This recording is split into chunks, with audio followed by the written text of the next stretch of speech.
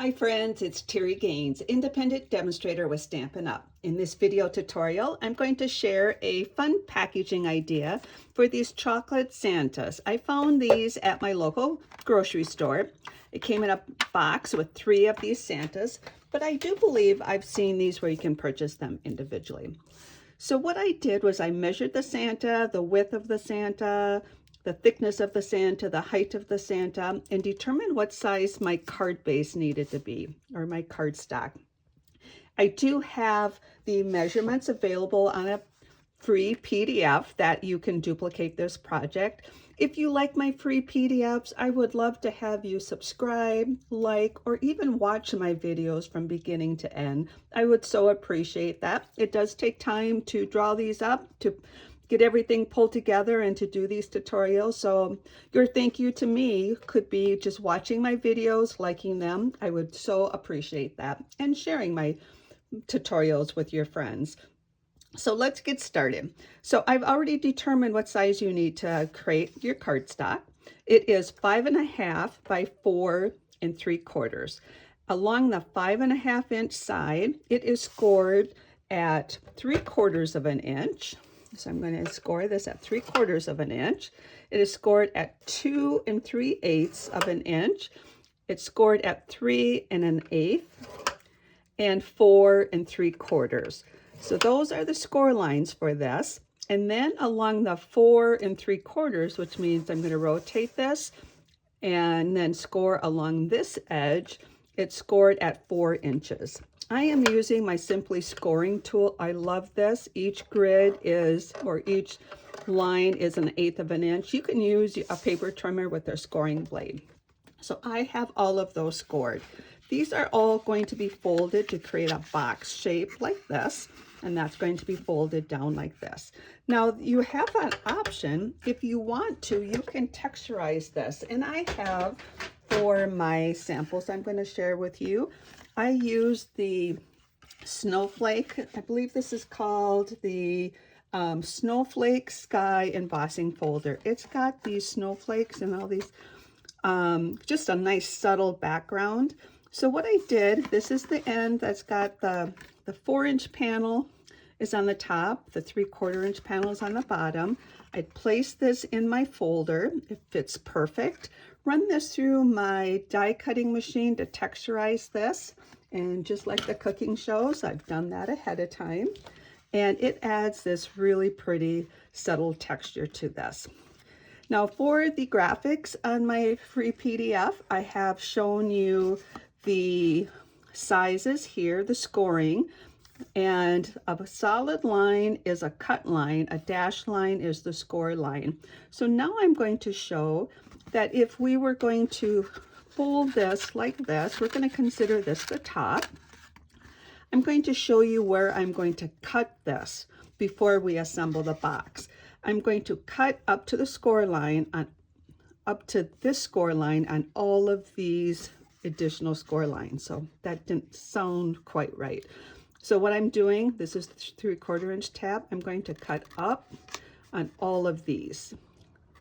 Just that 3/4 inch to this score line going across. And sometimes it's hard to see with the lighting and that texture.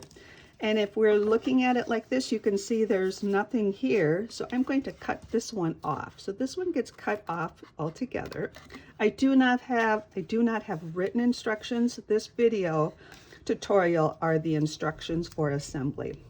So this, going from this direction, this tab is okay. What I did for this next tab is I cut in on an angle. That's going to allow this not to really buckle on the assembly. It's going to let this kind of assemble a little bit easier if we take a little bit of space out of there. This one's okay. And then this last one, I'm going to take little angles out. That's just going to help get that to assemble correctly. So that is the cutting part of this. Now, if you looked really closely in a light color, you can see that there's adhesive here, adhesive here. I'm representing that to be on the back side of the cardstock. The darker adhesive here and here is going to be on the front side of the cardstock. So we've texturized, or we've got it like this. So that means I'm going to flip this over and put adhesive on this side, and I'm going to use Terri tape. Terri tape is a strong adhesive, and I like using this for boxes. But before I do that, what we probably should do first is burnish these score lines. So I'm going to take my bone folder. I tend to forget to do this when especially when I'm doing a tutorial, because I'm thinking ahead to the next step. So burnish these. That's going to help retain that fold line. And I was going to mention cardstock wants to go back to its natural form, but burnishing helps it to no longer be able to do that and helps you to retain the shape you're trying to create. So with this like this, I'm going to flip this over, and I'm going to put an adhesive strip along this edge. I like to use the Terri tape for a couple different reasons. It's strong is the main reason, and it has this covering on that protects it until I'm ready to expose the adhesive. So it's on that side, and then it's on the bottom of this one. So that's where I'm going to put this adhesive, and I don't put the adhesive right to the edge. A lot of times I think people think you need to get right to the edge. It's so strong, it doesn't need to be there. But by backing it up a little bit, you don't have exposed adhesive when you do your assembly. Okay, so we have it on the back side. So if we were to flip this over, it's here and it's here. Now we want to put adhesive right here and right here. So I'm going to put that on the front side. And another reason I like this is you can just tear it. So you don't have to cut it. It's created that you can place it down and put your fingernail down there or another object, and then you can tear it. So adhesive here and adhesive here. Now we do have 2 holes punched here. If you choose to, you can do that now. I'm going to assemble it and then punch those holes out. So now that we have this all assembled, and you can see that the adhesive is going to fold over like that, and it's going to go down here. So how I like to assemble a box is I like to lay it flat on the table and then fold over the 2 panels. So I have adhesive up here, I have adhesive on that flap. Now this flap is going to go down on top of that one. Now sometimes it buckles just a little bit, and there's options like that, right? I could have cut this panel shorter. I chose not to. I chose to keep them the same. So how I'm going to handle that is take my backing off, and I do have I like using this take your pick tool to get that backing off.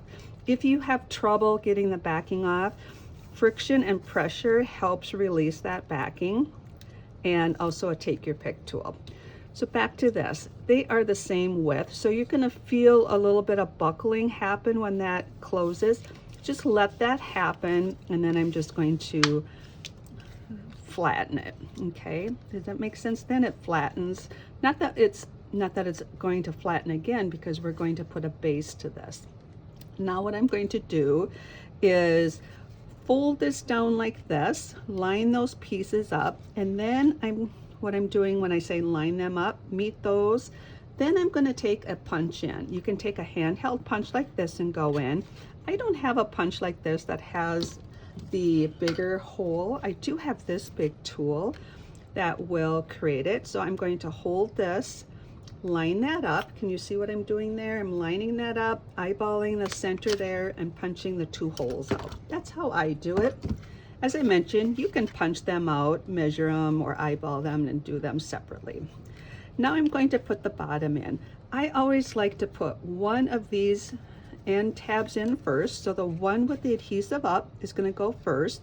Then those 2 are going to go over it, and that one's going to go over that.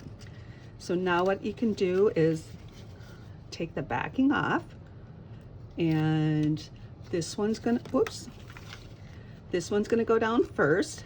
Those I like to put on top of that, and then this one is going to close that up, and that creates the bottom of the box. And then I'm just going to put some pressure in there just to get that to bond. So that is the box. So this Santa is going to go in there, and the trick to get it out is using the ribbon. So what I'm going to do is take an 18-inch piece of ribbon. I am using a silver sheer ribbon. This is 1/2 inch wide. It's a silver white sheer ribbon. It is available, and I cut 18 inches of that. You can use any type of ribbon. So this Santa is going to go in, and this ribbon is going to help pull it out. But because this doesn't have a flat or a wider base, I'm going to create a base on the bottom of the ribbon. Now, it sounds confusing until I show you what I'm doing here. I have this optional base, quantity 2, 1.5 inch by 5/8 of an inch pieces of cardstock. How I'm going to utilize those is I'm going to tape them onto the ribbon. So I'm going to use my regular adhesive. Just going to take my Stampin' Seal. You can use your tear and tape. I'm going to put adhesive on each one of those. I'm going to take my ribbon and fold it in half, the ends here, find that halfway mark, place it across one of those, and take the other one and sandwich the ribbon here. And that's going to create a base for the Santa to come up. Once I finish this, you're going to realize what I'm doing. So I'm going to take the ribbon from the inside of the box. I'm going to bring it to the outside. A good way to help you with that, this is not a very strong angle. Cut a stronger angle on your ribbon to create a point that will help you get that to go through. You can thread that through. So I'm bringing it one string on each side, or one tail on each side. And let me get this all squared away so I'm not twisting everything. So you can see what I've done here. I have that little base right there. That's kind of like a platform that Santa can sit on.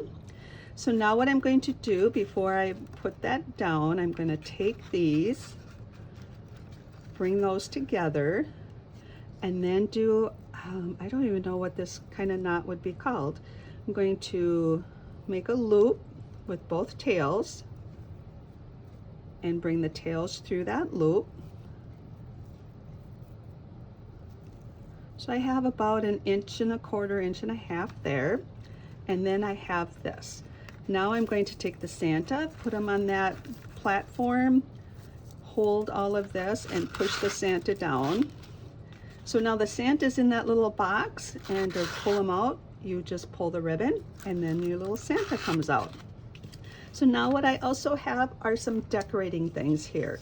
And I forgot to do something. You know what? I did this last time too. So I'm going to untie this. So if you watch the entire video, you might want to watch the entire video if you want to duplicate what I did. I untied this because I forgot to put this little guy in here first. I wanted this little tag to be in there first. So let me talk about how I'm embellishing this. I'm going to use these different pieces.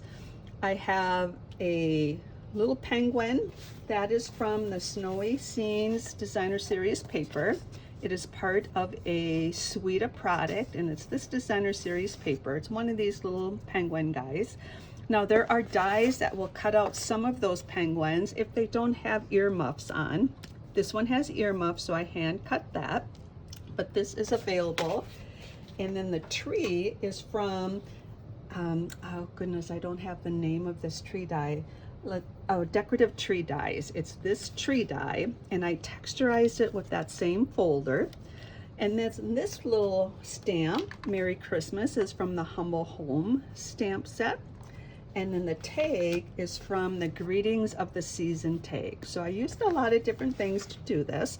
But what I wanted to do was, before I tied that knot, I wanted to slip this tag through here. If you don't have a little message with the hole on it and you don't want to do that, you can skip that step.